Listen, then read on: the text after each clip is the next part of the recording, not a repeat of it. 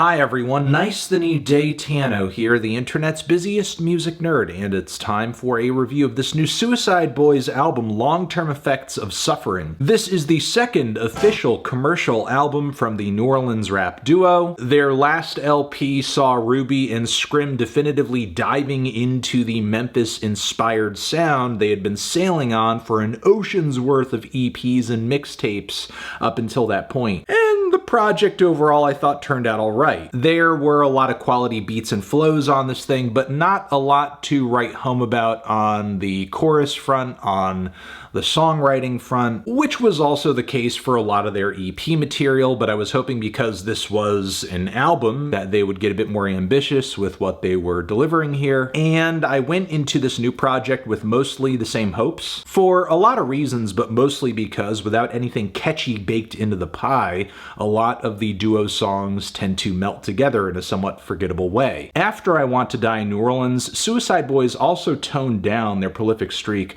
a little bit, focused on some hip-hop and rock fusions with Travis Barker on a little project. I thought this might lead to a shakeup in their sound or something, but the lead up to this new LP has been pretty mild. This past April, there was the teaser, the single New Profile pic, which was a song that by Suicide Boys standards was so average, I thought this was just going to be like a random non-album single they sort of tossed out there to keep fans held over and remind them that they're still active after a mostly silent pandemic year. But no, this track's actually on the record and it is so bleh. There was also the single Avalon, which had more of a druggy, psycho, horrorcore edge to it. The flows on this song feel like a cross between 3-6, Bone Thugs, and a little bit of ICP, and I don't mean that comparison in a negative way. There are a few sick bars here and there on the track, like snort a 30 off the 40, let it bust! But for every cold lyric here, there's a tacky one too. The vibe of the track is scummy, it's dark, and it's not really much else. As Suicide Boys continue to be allergic to writing memorable choruses or lyrics that are all that focused. Much of the album runs the same, with Ruby and Scrim giving us one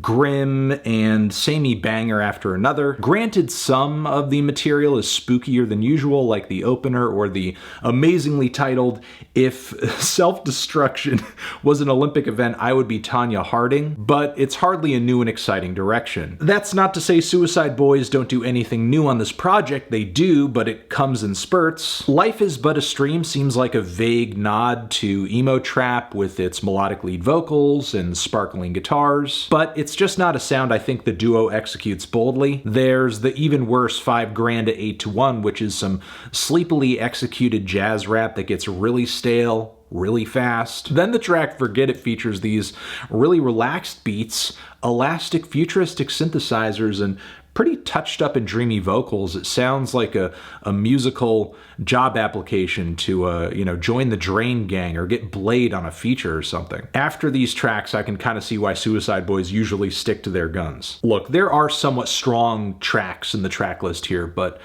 when that's happening, it's usually as a result of the production carrying things a little bit. I love the beat on We Envy Nothing in the World, but honestly, the simple hypnotic synthesizers and the booming bass on that one read like something I could hear Cardi just doing some baby voice shit over on A Whole Lot of Red. There are even moments on this project where the rapping isn't even all that tight. The song Ugliest, for example. This to me sounds like two dudes nonchalantly riffing over some gloomy boom bap for a SoundCloud upload, which I guess makes sense given Suicide Boys' origins, but in that same breath, the closer is such a refreshing change of pace, not only because it has a legit memorable chorus on it, but the lyrics on this one from front to back come from a really personal, introspective place, with a heavy focus on motivating, inspiring, carrying on. But there's not a whole lot else on this record that seems as thorough or as thought through. Look, at the end of the day, I do find it admirable that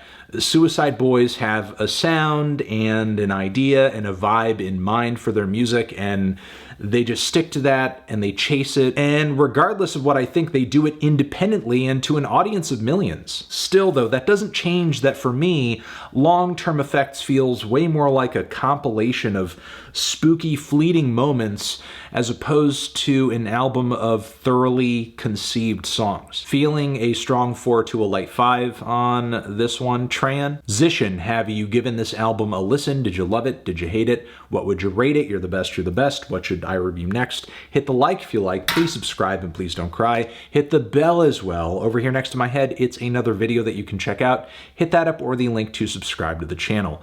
Anthony Fantano, Suicide Boys, forever.